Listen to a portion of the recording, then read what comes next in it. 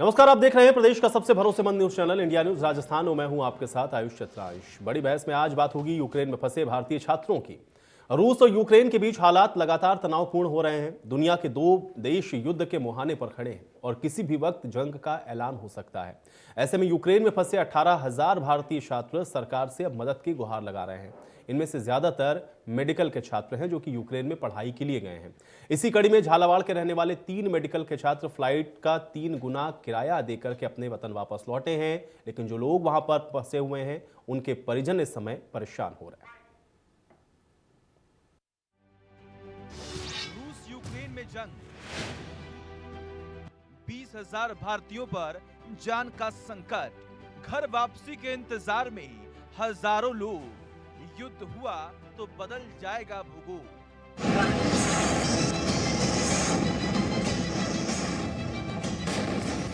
रूस और यूक्रेन के बीच हालात लगातार तनावपूर्ण होते जा रहे हैं। दुनिया के दो देश युद्ध के मुहाने पर खड़े हैं। किसी भी वक्त जंग का ऐलान हो सकता है। यूक्रेन की सीमा से 35 किलोमीटर की दूरी सोलोटी गैरिसन के उत्तर पूर्व में रूसी सैनिकों की गाड़ियों का काफिला राइफल बटालियन की आवाजाही देखी जा सकती है। इतना ही नहीं, सोलोटी के पास दक्षिण की ओर बढ़ रही बख्तरबंद बटालियन की तस्वीरें भी दिख रही हैं। ताजा हालात को भांपते हुए अमेरिकी राष्ट्रपति जो बाइडेन ने राष्ट्रीय सुरक्षा परिषद बैठक बुलाई है। यूक्रेन बॉर्डर पर रूस की बारूदी तैयारी ने सुपर पावर अमेरिका को चौंका दिया है। अमेरिकी राष्ट्रपति जो बाइडेन ने रूस के राष्ट्रपति व्लादिमीर पुतिन से 1 घंटे फोन पर बातचीत भी की, लेकिन प्रेसिडेंट पुतिन पीछे हटने को तैयार नहीं है। अगर दुनिया के दो सुपर पावर देशों के बीच जंग हुई तो भारत को बड़े पैमाने पर नुकसान होगा, क्योंकि भारत के यूक्रेन और रूस दोनों के साथ अच्छे संबंध हैं।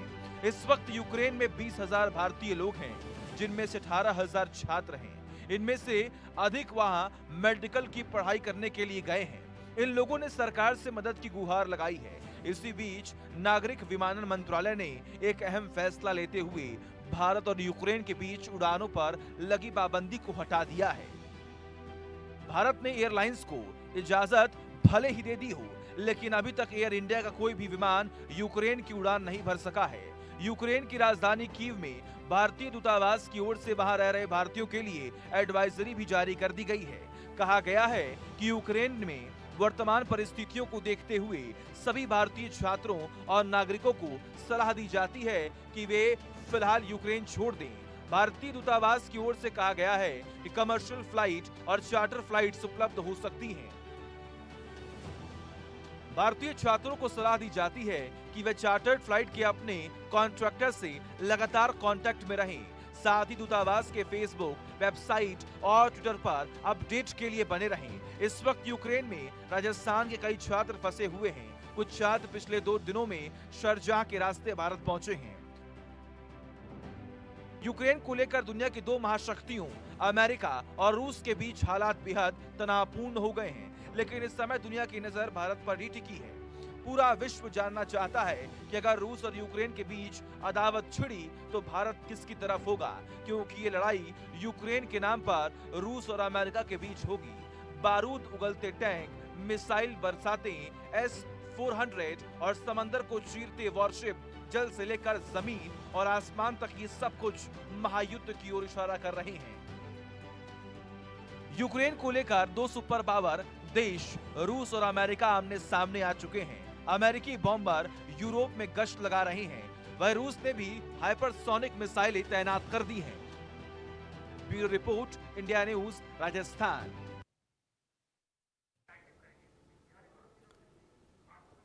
तो यूक्रेन और रूस के बीच में इस समय जिस तरह के हालात बने हुए हैं, वहां पर फंसे हुए भारतीयों के लिए इस समय ये बहुत चिंता का सबब है, चूंकि एडवाइजरी भी भारत सरकार की तरफ से जारी कर दी गई है कि जितना जल्द हो सके यूक्रेन को भारतीय छोड़ दें। और इसमें सबसे अहम यह है कि ज़्यादातर वहाँ पर जो लोग हैं उनमें स्टूडेंट्स हैं जो कि मेडिकल की पढ़ाई करने के लिए गए हैं। राजस्थान के भी कई ऐसे स्टूडेंट हैं जो कि मेडिकल की पढ़ाई करने के लिए वहाँ पर गए थे। उनमें से कुछ तो वापस लौटे हैं, लेकिन अभी ज़्यादातर वहीं पर हैं।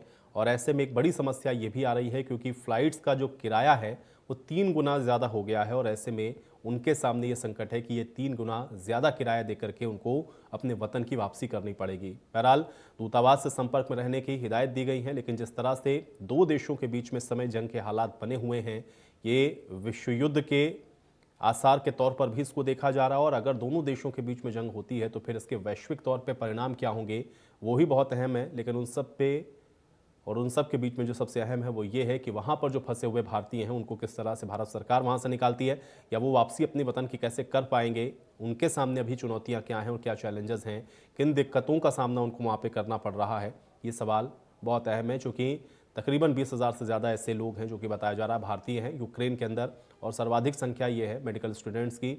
अलग अलग राज्यों के मेडिकल जो स्टूडेंट्स हैं वो वहाँ पर मेडिकल की पढ़ाई करने के लिए गए हुए हैं। कई छात्र वहाँ से पिछले कई दिनों में आपने देखा है कि वो वापस भी आए हैं, लेकिन अभी भी बड़ी तादाद है जो कि वहाँ पर फंसे हुए हैं।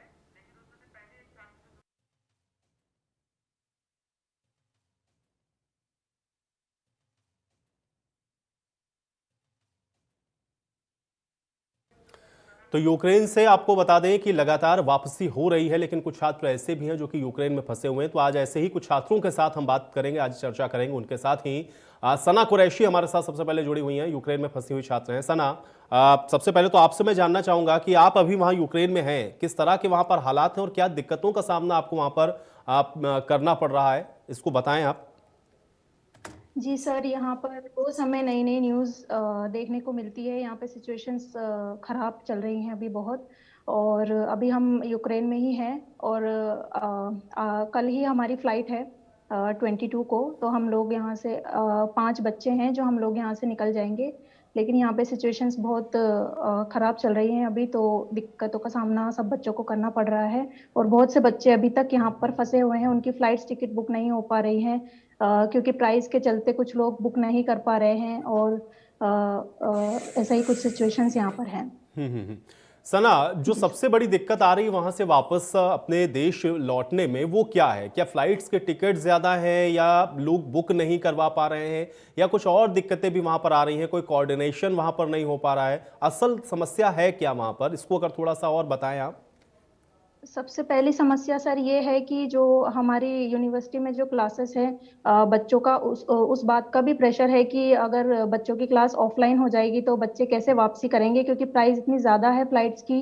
तो अगर वो बुक भी कर लेते हैं और जो एयर इंडिया ने बच्चों के लिए फ़्लाइट्स भेजी हैं उनकी प्राइस भी बहुत ज़्यादा है, तो सब बच्चे वो अफोर्ड नहीं कर सकते हैं। तो ये भी बात है। और फ्लाइट्स की प्राइस के चलते बहुत सारे बच्चे यहाँ पे फंसे हुए हैं और क्लासेस के प्रेशर के दबाव में भी। सना, कोई जी सर। मदद किसी तरह की या कोई कोऑर्डिनेशन आप लोगों को मिल रहा है गवर्नमेंट ऑफ इंडिया की तरफ से और या फिर वहां पर जो एम्बेसी है उसकी तरफ से?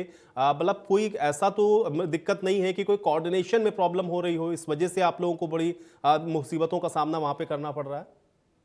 जी नहीं सर, एम्बेसी ने तो एडवाइजरी जारी की है कि बच्चे वहां से निकल जाएं और वो लोग हमारे लिए फ्लाइट्स का भी बंदोबस्त कर रहे हैं और उन्होंने किया है। बट वो फ्लाइट्स बहुत जल्दी जल्दी फुल हो रही हैं और उनकी प्राइस भी बहुत ज्यादा है। तो मैं ये भी रिक्वेस्ट करूंगी कि उन फ्लाइट्स की प्राइस भी थोड़ी कम हो ताकि बच्चे कर पाए।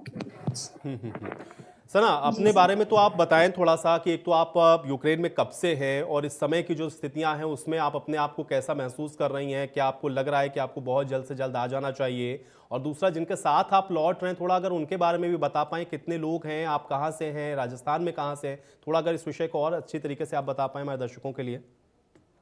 जी सर, मैं राजस्थान से हूँ, कानपुर से।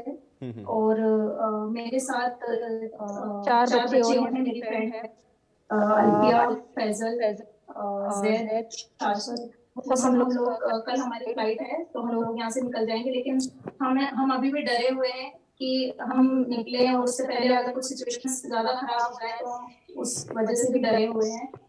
और ऐसा है। सना, जी आपके सर। परिवार वालों से, घर वालों से कोई बातचीत हो रही? चूंकि आप कह रहे हैं कि कल आपकी फ्लाइट है और हम उम्मीद कर रहे हैं कि आप बिल्कुल एकदम सकुशल अपने देश वापस लौटेंगी, लेकिन परिवार वालों से, घर में पेरेंट्स से बातचीत अगर कुछ हो रही हो आपकी, क्या उन लोगों के जहन में भी अभी इस तरह की कोई टेंशन है? और अगर है तो कल आपकी वापसी हो रही है तो उसको लेकर के उनके रिएक्शंस क्या हैं, अगर आप इसको बता पाएं। जी सर, घर वाले बहुत टेंशन में हैं क्योंकि हम लोगों की फ्लाइट कल है और हम लोग की सिचुएशंस फ्लाइट अभी कल भी है यहाँ पे और बहुत सिचुएशंस खराब अभी भी हैं, यहाँ तो पे वो बहुत डर रहे खराब है, हैं तो वो भी डरे हुए कि हैं कि अगर उससे पहले सिचुएशंस खराब हो जाती है या फिर फ्लाइट फ्लाइट कैंसिल कैंसिल हो हो जाती जाती है, है, तो हमारे बच्चे फिर भी अभी भी मुश्किल में हैं, तो अभी भी उनके टेंशन बनी हुई है। तो तो हम अब सकुशल हम अगर पहुँच सकुशल जाते अगर हैं पहुँच जाते हैं, तो राहत की सांस लेंगे। जी जी सर। सर। चलिए देखिए, अब तमाम सारे छात्र कुछ ऐसे हैं जो कि वहाँ पे फंसे हुए हैं, कुछ वहाँ से वापस आ गए हैं, सभी मेरे साथ जुड़े हुए हैं, एक एक करके मैं सबसे बात करूंगा। लेकिन अल्फिया खान अभी हमारे साथ जुड़ी हुई हैं, आप भी यूक्रेन में ही फंसी हुई हैं। अल्फिया, क्या दिक्कतें आप लोगों को हो रही हैं इस वक्त वहाँ पर? सर सबसे पहले तो जब हमें पता चला कि यहाँ पर वॉर होने के चांसेस है, जो जनवरी में हमें पता चल गया था, जो पहली चीज़ हमें दिमाग में आई वो ये कि एम्बेसी हमारे लिए क्या करेगी, क्या एक्शन लेगी। तो एम्बेसी ने सबसे पहले एक फॉर्म जारी किया जिसे हमने भरना था, लेकिन उसके बाद कोई एक्शन नहीं आया एम्बेसी की तरफ से, या जैसे कि कोई इवैक्यूएशन या फ्लाइट्स अरेंज करी। बहुत बाद में, अभी 2-3 दिन पहले ही एम्बेसी की एडवाइजरी आई है कि फ्लाइट्स उन्होंने हमारे लिए लगवाई है, पर फ्लाइट्स पे सिर्फ 3 ही लगवाई थी, जो कि आते ही पूरी फुल हो गई। तो अभी वहां पर आपको और क्या दिक्कत हो रही है, और क्या अभी भी आपकी जो फ्लाइट्स है वो बुक नहीं हो सकी? आप अभी वहीं पर फंसे हुए हैं, या कोई शेड्यूल है आपके पास कि 1 दिन 2 दिन 3 दिन, या कुछ इस तरह से एम्बेसी की तरफ से, या आपने अपने स्तर पर कोई प्रयास किया अगर इसको आप बता पाए, या अभी भी आपको जी वहां से सर। वापसी में दिक्कतें हो रही हैं?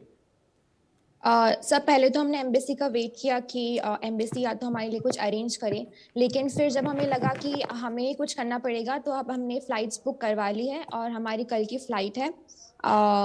22 को हम फ्लाई करेंगे। अल्फिया, अभी वहां पर क्या सिचुएशन है, अगर थोड़ा सा उसको आप बता पाएं? क्या जो जानकारी हम लोगों तक पहुंच रही है, क्या वैसी ही सिचुएशन है, या वहां पर चूंकि एडवाइजरी है इसलिए आप लोगों को लगता है कि सेफ ये है कि आप लोगों को छोड़ देना चाहिए यूक्रेन? और दूसरा ये है कि वहां पर जो, जैसा कि अभी सना बता रही थी कि कुछ जिस इंस्टीट्यूट्स में आप लोग पढ़ रहे हैं या जो स्टडी है, वहां से यूनिवर्सिटीज से या फिर कॉलेज से भी इस तरीके का प्रेशर है, ऑफलाइन क्लासेस होती हैं, तो फिर आप लोगों के सामने एक बड़ी समस्या होगी। क्या आप लोगों के साथ भी इसी तरह की स्थिति है अल्फिया? जी सर, हमारी ऑनलाइन क्लासेस चल रही थी क्योंकि यहाँ पे कोविड था, लेकिन अभी वो बोल रहे हैं यूनिवर्सिटी के लोग कि अभी ऑफलाइन क्लासेस वो करेंगे।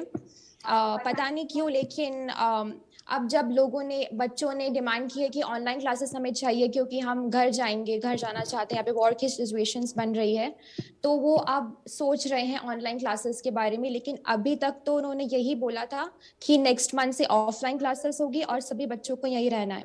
यहाँ के लोगों के लिए इतना ही बड़ी बात नहीं है, क्योंकि यहाँ के लोग पिछले 8 सालों से ये फेस कर रहे हैं। उनको ऐसा है कि ऐसे सिचुएशंस हर साल बनते हैं, लेकिन कुछ होता नहीं वॉर जैसा। पर एज अ इंडियन हमारे लिए ये बड़ी बात है, क्योंकि हम अपने घर से इतनी दूर है, और अगर यहाँ पर कुछ भी होता है तो घर जाना मुश्किल हो जाएगा। अल्फिया, आप कितने समय से यूक्रेन में हैं, थोड़ा सा अगर इसको बता पाएं, और क्या स्टडी आप कर रहे हैं, और दूसरा आप राजस्थान में कहाँ से हैं, और फैमिली का अभी फिलहाल क्या रिएक्शन है, क्योंकि आप कह रहे हैं कि आप शायद कल या परसों आपकी फ्लाइट है वहाँ से, परिवार वालों का क्या इस पर रिएक्शन है? थोड़ा अगर इसको आप और बता पाएं अल्फिया। जी सर, मैं 2018 में यहाँ आई थी। मैं 4th ईयर में हूँ अभी MBBS में। और घर वालों का रिएक्शन ये है सर कि बहुत ज़्यादा टेंस्ड है, बहुत ज़्यादा टेंशन में है सभी घर वाले। हमसे पिछले 2 हफ्तों से ये बोल रहे हैं कि आ जाओ टिकट करवा कर, बट टिकट्स ही नहीं मिल रही थी पहले तो, क्योंकि फेयर्स बहुत ज़्यादा थे और फ्लाइट्स भी ऑलमोस्ट फुल थी। अभी जब हमारी एडवाइजरी आई है परसों इंडियन एम्बेसी की तरफ से, तब हमने डिसाइड किया कि हम फ्लाइट बुक करवा कर जाएंगे। तो अभी हमने परसों फ्लाइट बुक करवाई है। अल्फिया, क्या आपके साथ या आपके कोई फ्रेंड्स वगैरह ऐसे हैं जो कि इंडियंस हो और उनको टिकट्स ना मिल पा रहे हो, या उनके सामने दिक्कतें पेश आ रही हो, उनके बारे में अगर आप कुछ बता पाएं Alfiya? Sorry sir, I lost you, can you repeat? Alfiya, मेरा सवाल ये है कि क्या आपके कुछ ऐसे फ्रेंड्स हैं जो कि इंडिया के हैं और उनको दिक्कतें हो रही हो, उनको फ्लाइट्स की टिकट नहीं मिल पा रही हो, या उनको वापसी में दिक्कत आ रही हो, या उनको प्रॉपर रिस्पांस ना मिल रहा हो एम्बेसी की तरफ से? अगर इस तरह से कोई छात्र वहाँ पे फंसे हुए हैं आपके जानने वाले, अगर उनके विषय में कुछ बता पाएं आप। सर मेरे जानने वाले में तो ऐसा कोई नहीं है अभी, क्योंकि हम सब ने तो फ्लाइट्स बुक करवा ली है, मेरी ग्रुप के ऑलमोस्ट सभी बच्चों ने। बट हाँ सर, ये प्रॉब्लम आ सकती है उन लोगों के लिए जो कि अफोर्ड नहीं कर सकते 50,000 या 60,000 की फ्लाई करने के लिए यहाँ से, क्योंकि 50,000 and 60,000 rupees are valuable for some people, क्योंकि यहाँ पे सब लोग इतना अफोर्ड नहीं कर सकते। तो उन लोगों के लिए जरूर ये एक चिंता का विषय है, क्योंकि इंडियन एम्बेसी ने भी जो फ्लाइट्स लगाई थी हमारे लिए, उनका फेयर भी 50,000 55,000 इतना था, जो कि हर इंसान अफोर्ड नहीं कर सकता। ठीक है। लक्ष्य सिंह राजावत भी हमारे साथ जुड़े हुए हैं। लक्ष्य वापस लौट आए हैं यूक्रेन से, उनका भी मैं रुख करूंगा। लक्ष्य, सबसे पहले तो ये बताएं कि आप अभी वापस लौट आए हैं, अभी आप कैसा महसूस कर रहे हैं, और थोड़ा यूक्रेन के बारे में बताएं, सिचुएशन क्या थी वहां पर। जी सर, अभी इंडिया आके बहुत अच्छा लग रहा है। घर वाले सब खुश हैं, राहत की सांस ले रहे हैं सब। पहले सब टेंशन में थे कि कब आएगा इंडिया। और सब जब मैं यूक्रेन से निकला तो वहाँ के हालात सही थे, इतने कुछ खराब नहीं थे। पर वो सब बच्चों में एक ही टेंशन थी कि अगर वॉर हो गया तो वहीं फंसे नहीं रह जाए यूक्रेन में। लक्ष्य, आप लोगों के तो बड़े फ्रेंड्स वहां पर भी होंगे, खासतौर से जो यूक्रेन के हैं रहने वाले। क्या ये सिचुएशन वाकई में वहां पर इतनी टेंस आपको नजर आ रही है, या फिर ये चूंकि एडवाइजरी है इसलिए आप लोगों को वहां से वापस आना था, इसलिए आप लोग आए? ग्राउंड रियलिटी वहां की क्या है, क्योंकि आप लोग वहां से वापस आए हैं, आप उस माहौल में रह रहे थे और अभी आपकी वतन वापसी हुई है, तो थोड़ा सा अगर उसको आप और बता पाए बेहतर। जी सर, वहाँ पे मेरे स्थानीय फ्रेंड है कई सारे, उन्होंने बताया कि उनके लिए नॉर्मल है। ये अभी वार 7-8 साल से कर रहे हैं ये आपस में, वार नहीं होने लगा, डरने की कोई जरूरत नहीं है, ये बता रहे थे वहाँ के लोग। पर ये सर हमारे लिए एकदम नई कंडीशन है, हमने पहले कभी ऐसी फेस नहीं करी है ऐसी कंडीशन। तो और एडवाइजरी जब इंडियन एम्बेसी ने जारी करी, उसके बाद हमारे कॉलेज ने हमारी ऑनलाइन क्लास शिफ्ट कर दी 8 मार्च तक। इस वजह से हमने एयर अरेबिया की टिकट करके इंडियन आए तुरंत। बिल्कुल लेकिन लक्ष्य ये बताएं, चूंकि अब तो आप वहां से वापस लौट आए, अभी जब आप लोग लौट के आए तो आपका फैमिली का रिएक्शन क्या था? और दूसरा ये बताएं, क्योंकि जो सबसे बड़ी दिक्कत इस समय हो रही है, एक तो फ्लाइट के टिकट नहीं मिल रहे हैं, जो अवेलेबल हैं वो 3 गुना ज़्यादा प्राइस पर हैं, और क्या जो कोऑर्डिनेशन है एम्बेसी के साथ वो आप लोगों को लग रहा है कि सही है, या वहाँ से प्रॉपर आप लोगों को जो रिस्पॉन्ड है वो किया जा रहा था? थोड़ा अगर इसको आप बता पाएँ, ताकि जो लोग सुन रहे हैं या जो वहाँ फंसे हुए हैं उनके बारे में भी और जानकारी पता चल सके। जी सर, इंडिया आके एक तो फैमिली वाले पहले जो टेंशन करते थे वो अब नहीं कर रहे, उन्हें अब एकदम सिक्योर है, अब सबके बच्चे एकदम यहाँ आ चुका है। और जो सर इंडियन एम्बेसी ने जो बच्चों को एडवाइजरी जारी करी, वो शायद उसे करने में उन्होंने वो डिले करा, और अब जो कंडीशन इतनी टेंस हो चुकी है कि सारे जितने बच्चे वहाँ फंसे हुए हैं सब जल्दी से जल्दी फ्लाइट कराना चाहते हैं। और अभी कई सारी फ्लाइट की बहुत कमी है और फ्लाइट के फेयर भी बहुत हाई है, इस वजह से कई बच्चे अभी भी वहाँ फंसे हुए हैं। और ऐसे कई कॉलेज हैं वहाँ पे जिनकी अभी भी ऑफलाइन क्लास चल रही है। तो इंडियन एम्बेसी से गुजारिश है कि उनके कॉलेज में कोऑर्डिनेशन करके उनकी ऑनलाइन पे थोड़े टाइम के लिए शिफ्ट कर दी जाए क्लासें, कि वो जो आना चाहते हैं वो भी इंडिया आ सके। चलिए, लोकेश भी हमारे साथ, एक और स्टूडेंट जुड़े हुए हैं, आप भी लौट आए वहाँ से वापस। लोकेश, वापस लौट चुके हैं, एक तो पहले आप ये बताएं कि इंडिया आकर के अभी आपको कैसा फील हो रहा है, दूसरा थोड़ा वहाँ के बारे में अगर आप बता पाएं किस सिचुएशन को आप लोग फेस कर रहे थे। लोकेश सर, हम इंडिया आके बहुत खुश हैं। अभी कल ही हम साथ आए थे 3 स्टूडेंट झालावाड़ जिले के, तो हमें घर वाले भी बहुत खुश है। पहले बहुत टेंशन थी उनके दिमाग में कि बच्चे कब आएंगे, और ज्यादा हो गया तो कांटेक्ट कैसे करेंगे उनको, तो अभी वो रिलैक्स हैं, टेंशन कम हुई है। वहाँ सिचुएशन क्या थी लोकेश, और आप लोगों ने जब वहाँ पर छोड़ा तो उस समय की स्थिति कैसी थी वहाँ की? क्योंकि अब ये तो एडवाइजरी अब एम्बेसी की तरफ से थी, लेकिन अभी वहाँ पे ग्राउंड रियलिटी क्या है, अगर इसको बता पाएं आप। अभी तो सर नॉर्मल थी, हम निकले तब तो। अभी सुनने में आया कि थोड़ा और बिगड़ गया है वहाँ का माहौल, तो धीरे धीरे बढ़ता जा रहा है वो। तो जल्दी से जल्दी यही है कि सारे स्टूडेंट इंडिया आ जाए।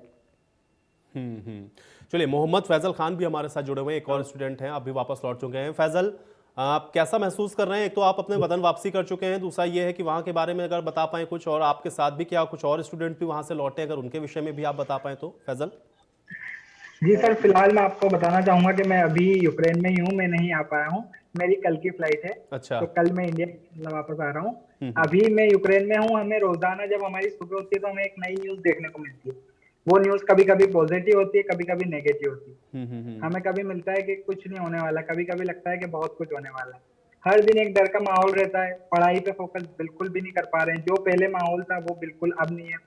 घर वाले काफी ज्यादा परेशान है, हर एक पेरेंट्स बहुत ज्यादा पैनिक हो रहे हैं अभी, क्योंकि नहीं टिकट फैजल, नहीं मिल इसीलिए पा मैं रहे हैं, आप सबसे टिकट बुक इसीलिए एक होने। ही सवाल पूछ रहा हूं बार बार, क्योंकि आप लोग वहां पर हैं। जी जो जानकारी हम जी लोगों को जी मिल रही, क्योंकि बॉर्डर्स पर जो सिचुएशन है वहां जी पर जो टेंस इस समय हम लोग देख रहे जी हैं सिचुएशन, उसके अकॉर्डिंगली तो लग रहा है कि हाँ, माहौल अभी फिलहाल तो वहां पर ऐसा नहीं कहा जा सकता कि नॉर्मल है। लेकिन आप लोग तो क्योंकि वहीं पर जी मौजूद हैं, वहां पर आप लोग स्टडी भी कर जी रहे हैं, वहां के लोकल लोग हैं जिनके साथ आप लोग के कॉन्टेक्ट्स हैं, आप क्या वाकई में इस तरह की बिल्कुल। सिचुएशन है वहां पर कि जो एडवाइजरी दी गई है कि आप लोग को छोड़ देना चाहिए, और इसलिए आप लोग को लग रहा है कि नहीं अभी सेफ ये है कि हम लोग को इंडिया वापस आना चाहिए? फैजल।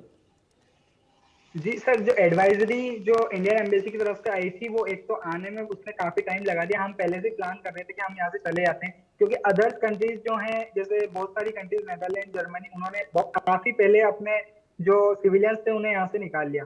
बट इंडियन एम्बेसी की तरफ से काफी ज्यादा डिले हुआ, बच्चे काफी ज्यादा पैनिक होने लग गए। और जो मेरे यहाँ के लोकल फ्रेंड्स हैं, मैं उनसे भी कॉन्टेक्ट में था, मैंने क्या सिचुएशन है क्या नहीं है, तो काफी तो बोल रहे थे कि तुम्हें चले जाना चाहिए क्योंकि यहाँ पे सिचुएशन खराब होने के, इस बार जो सिचुएशन खराब होने के चांसेस सबसे ज्यादा पीक पर है। इसलिए उनका भी सलाह मशवरा हमें यही था कि आप यहाँ से चले जाएं तो ज्यादा बेटर रहेगा, आपकी फैमिली भी ज्यादा परेशान हो रही है तो आप लोग वहाँ चले जाएं। कभी कभी हमें सुबह न्यूज मिलती थी कि यहाँ के लोग प्रैक्टिस कर रहे हैं गन्स वगैरह से, लोग गन्स ऑर्डर कर रहे हैं अपने लिए, अपनी सेफ्टी के लिए। तो ये सारी चीजें देख के हम सबके अंदर डर का माहौल कुछ ज्यादा ही बन चुका है। सना, क्या स्टडी को लेकर के आपको लग रहा है कि एक ये भी बहुत बड़ी आप लोगों की टेंशन है? चूंकि चलिए ठीक है, वहां से वापसी हो गई या आप लोग वापस आ भी जाएंगे, लेकिन स्टडी जिसके लिए आप लोग गए थे, जो आप लोगों का मोटिव है या जो एम है, क्या आपको लग रहा है कि वो भी डिस्टर्ब हो रहा है, इसलिए उसकी भी टेंशन है आप लोगों को? जी सर, स्टडी पे तो सबसे बड़ा प्रॉब्लम हमें लग रहा है, क्योंकि जैसा कि जानते हैं ऑनलाइन स्टडीज इतनी ज़्यादा बेटर नहीं होती है एमबीबीएस में, जो कि इतनी बड़ी कोर्स है। तो स्टडी पे हमारा फोकस बिल्कुल भी नहीं हो पा रहा है, क्योंकि एक तो डर का माहौल है और घर जाने में भी बहुत टाइम लगता है हम लोगों को, और टेंशन है। तो इसमें स्टडी का बहुत ज़्यादा हमारा लॉस है।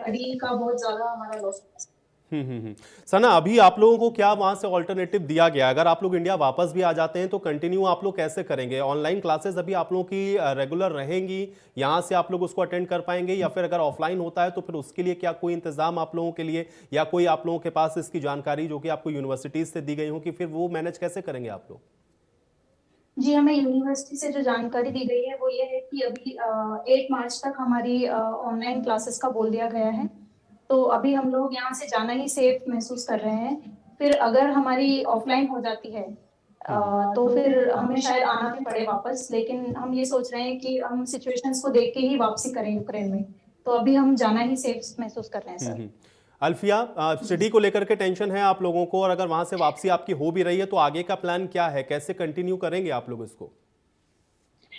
सर, स्टडीज के बारे में तो ये कि पिछले 1.5 साल से हम ऑनलाइन प्लेटफॉर्म पे पढ़ रहे हैं, जो कि बिल्कुल भी कन्वीनियंट नहीं है।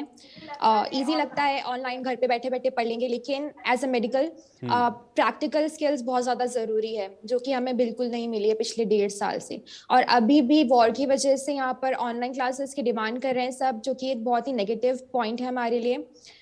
तो studies it's very in a drawback. Lokesh, चूंकि आप तो वहां से लौटे हैं, आपको वहां से क्या जानकारी दी गई है? अभी आपकी क्लासेस किस तरह से होंगी, क्या आप लोगों के पास आगे का प्लान है, और क्या स्टडी को लेकर के टेंस हैं अभी आप, लोकेश? यस सर, अभी हम लौटे हैं, पर 8 मार्च तक हमारी ऑनलाइन क्लास है।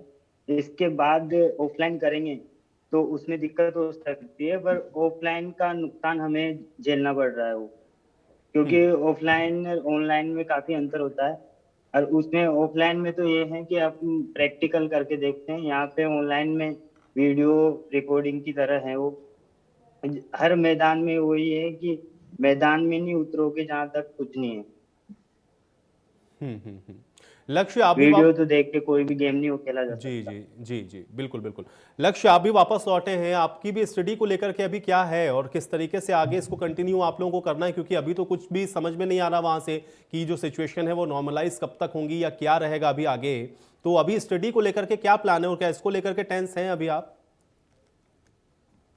जी सर, डेफिनेटली स्टडी को लेकर टेंस्ड है, क्योंकि जो अभी तक हमारी ऑफलाइन को ऑनलाइन करी है क्लासेस, वो 8 मार्च तक करी है, और 8 मार्च के बाद अगर वो ऑफलाइन कर देंगे तो हमें वहाँ जाना पड़ेगा, और अगर कंडीशन सही नहीं हुई तो वहाँ जाने में दिक्कत आएगी और हमारी क्लास छूट सकती है।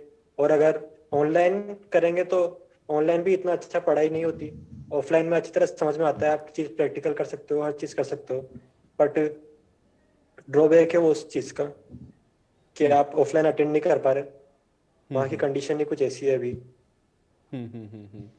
लेकिन लक्ष्य ये बताएं कि कितने दिनों से लगभग वहां पर ये जो ऑनलाइन क्लासेस हैं वो आप लोग की चल रही थी, जिसको अभी एक्सटेंड किया गया है आगे, और क्या ऑफलाइन होने वाला था ये, उन सब के बीच में सिचुएशन खराब हुई है अभी वहां पर? जी सर, अभी सिचुएशन वहाँ पे कोरोना की वजह से भी थोड़ी सिचुएशन खराब हुई थी, इस वजह से तो ऑनलाइन करी थी थोड़े टाइम पहले, और लगभग 1 महीने से तो ऑफलाइन चल रही थी हमारी क्लास, उसके बाद ऑनलाइन ही चल रही है अभी यहाँ पे। फैजल, मुझे ये बताएं कि क्या अभी वहां पर आपके साथ और भी जानने वाले हैं जो फंसे हुए हैं? चूंकि आप तो कह रहे हैं कि आपकी शायद कल की फ्लाइट है, आप वापस आएंगे, लेकिन अभी आपके जानने वाले हैं जिनको वहां से कोऑर्डिनेट नहीं हो पा रहे हैं, या एम्बेसी के साथ कोऑर्डिनेशन नहीं हो पा रहा है, या फ्लाइट्स के टिकट नहीं मिल पा रहे हैं, जो परेशान हैं, उनके विषय में अगर कुछ बता पाए आप फैजल। जी बिल्कुल। जी सर, मेरे काफी फ्रेंड्स अदर यूनिवर्सिटीज में भी हैं, काफी बुक ऑफ इंडियन में, काफी कीव में है, तो मेरी कांटेक्ट हो रहा है उनसे, लेकिन वो सब भी ये बोल रहे हैं कि उन्हें टिकट्स नहीं मिल पा रहे हैं। और एयर इंडिया की जो flights air India government Indian government ने अरेंज कराई थी, उन फ्लाइट्स का टिकट काफी ज्यादा कॉस्टली हो रहा था, तो उन्होंने वो फ्लाइट वगैरह भी नहीं कराई, और वो फ्लाइट काफी जल्दी फुल हो गई। अब इंडियन एम्बेसी की तरफ से भी ये बोला गया है कि वो और फ्लाइट अरेंज करेंगे, तो हम उम्मीद करते हैं कि शायद उनका नंबर उस फ्लाइट में आ जाए और वो सब बच्चे भी अपने घर सुरक्षित पहुंच जाए। फैजल, लेकिन सबसे बड़ी प्रॉब्लम वहां पर अभी क्या आ रही है? क्योंकि आप लोग जो बात बता रहे हैं वो यहाँ से ऊपर तक भी जा रही है लोगों तक, और हम लोग ये कर रहे हैं कि उन चीजों को पॉइंट आउट किया जाए ताकि वहां पर जो लोग फंसे एथलीट कम से कम उनको वापस लाया जा सके। सबसे बड़ी प्रॉब्लम क्या है? सिर्फ कोऑर्डिनेशन की प्रॉब्लम आप मान रहे हैं, या कुछ और चीजें भी हैं जो वहां पर ग्राउंड लेवल पर आपको लग रहा है कि उसको हम लोगों को आइडेंटिफाई करने की जरूरत है? फैजल सर, मैं सबसे बड़ी प्रॉब्लम अभी ये मानूंगा कि सबसे ज्यादा दिक्कत जो बच्चे फेस कर रहे हैं वो ये है कि फ्लाइट्स बहुत ज्यादा कम अवेलेबल हैं, और इंडियंस यहाँ पर काफी ज्यादा हैं, लगभग 20 से 25 हजार इंडियंस यहाँ पर हैं, और फ्लाइट्स में मुश्किल से 200-250 जने आ पाते हैं। 200-250 जने, अगर एक फ्लाइट भी दिन में भी 10 फ्लाइट चल रही है तो सिर्फ 2000 जने जा पा रहे हैं, उसमें भी इंडियन स्टूडेंट्स काफी ज्यादा हैं और काफी ज्यादा पैनिकिंग कर रहे हैं, और जो जूनियर्स हमसे अभी आए हैं कुछ 1-2 महीने पहले, वो सबसे ज्यादा परेशान है यहाँ पर। फैजल, आप कब से हैं वहां पर यूक्रेन में? थोड़ा सा अगर इसको बता पाएं, और दूसरा ये बताएं कि जो फ्लाइट्स अभी वहां पर मिल रही हैं, जो जिनको बताया जा रहा है कि उनके जो प्राइस हैं वो 3 गुना ज्यादा हैं, क्या इसको लेकर के कुछ अभी व्यवस्था आपको लग रहा है कि एम्बेसी की तरफ से इसको लेकर के कोई इसको कि ये सस्ता किया जाए, या एम्बेसी इसमें कुछ मदद करती हुई दिख रही हो, या यही सबसे बड़ी प्रॉब्लम है कि जो नहीं अफोर्ड कर सकते उनके सामने एक बड़ी समस्या है कि आखिर वो वापस आए कैसे? फैजल जी हाँ सर, सबसे बड़ी प्रॉब्लम यही है कि हर कोई टिकट अफोर्ड नहीं कर पा रहा है। अभी इस सिचुएशन में टिकट काफी कॉस्टली हो रहे हैं, 3 टाइम्स हायर हो गए हैं जो प्राइस एक्चुअल रहता है उससे, तो बच्चे काफी ज्यादा परेशान है। एम्बेसी से बच्चे फिर भी इतना ज्यादा कॉस्टली होने के बाद भी एम्बेसी से बच्चे बोल रहे हैं कि हमें और फ्लाइट चाहिए, हम जाना चाहते हैं, हम यहाँ नहीं रुकना चाहते, फिर भी एम्बेसी की तरफ से अभी फिलहाल कुछ ऑर्डर नहीं आए। 22, 24 और 26 तारीख की फ्लाइट्स हैं एयर इंडिया की तरफ से, वो सारी फुल हो गई हैं। अब हम उम्मीद करते हैं कि 26 के बाद और कुछ फ्लाइट्स नई लगा दी जाए। सब बच्चे अपनी तैयारियों में हैं, सबने बैग पैक कर रखे हैं, डॉक्यूमेंट्स अपने सेपरेट रख रखे हैं, सब चाहते हैं कि बस जल्द से जल्द यहाँ से निकला जाए। ठीक है फैजल, क्योंकि आप सब लोगों ने जो एक बात कही है उसमें एक चीज़ मुझे लगा बड़ी कॉमन है। मैं सना, सबसे पहले आपके पास एक बार फिर से लौटता हूँ।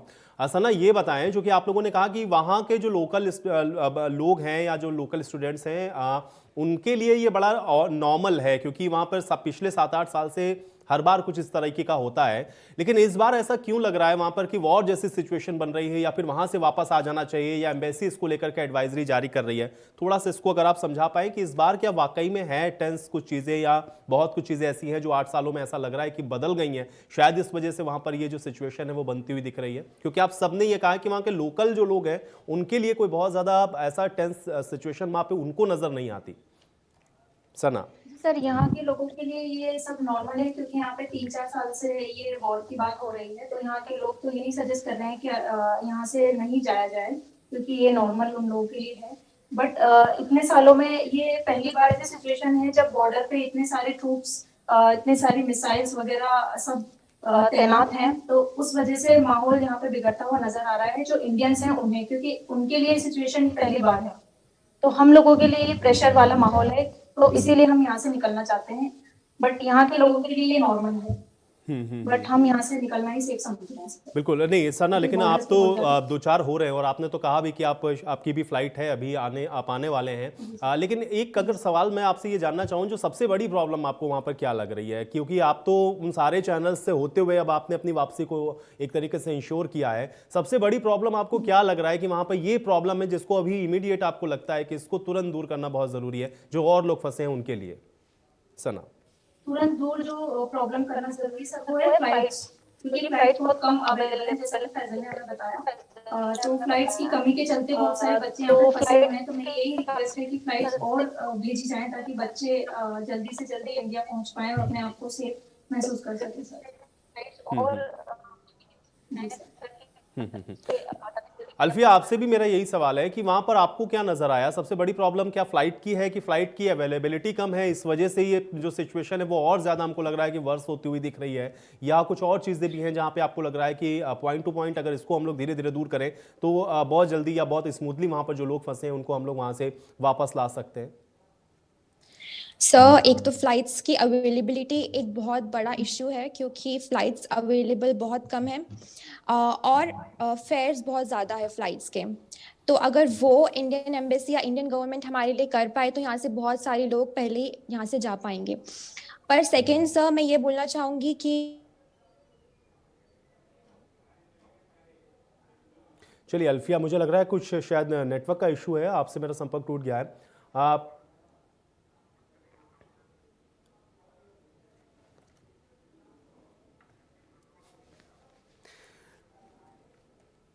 तो स्टूडेंट्स से हम लोग लगातार बात करने की कोशिश कर रहे हैं, और जो कि इस समय जो सिचुएशन बनी हुई है वो वाकई में वहाँ पे बड़ी टेंस है। हालांकि वहाँ के जो लोकल लोग हैं, जैसे कि वहाँ के जो जिनके साथ बातचीत हो रही है, उनका ये कहना है कि उनके लिए थोड़ा नॉर्मल है, बट चूंकि एडवाइजरी है।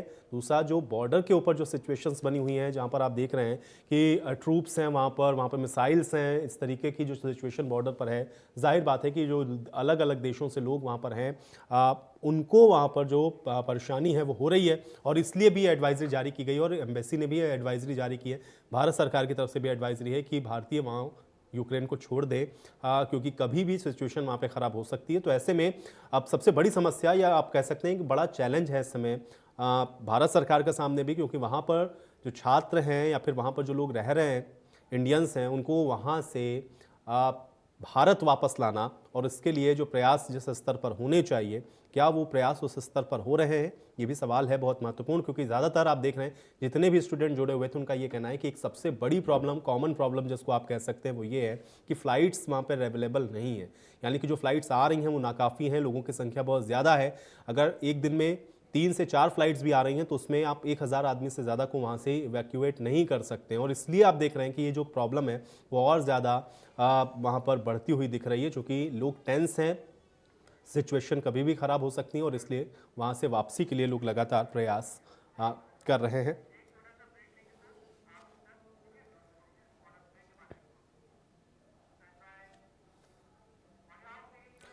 तो इस विषय पर चर्चा को हम जारी रखेंगे, एक छोटे से ब्रेक के लिए यहाँ पर रुकते हैं।